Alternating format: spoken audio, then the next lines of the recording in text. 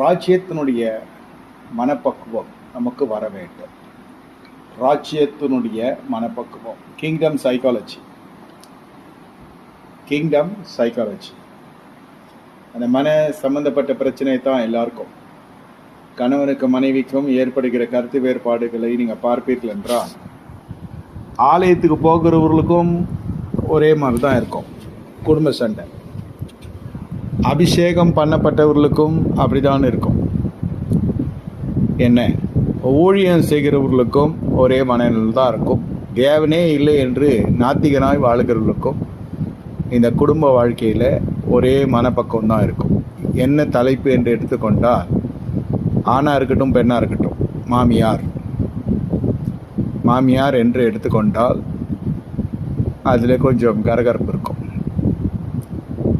கொஞ்சம் அல்ல, நான் கொஞ்சம் சொல்லுகிறேன்.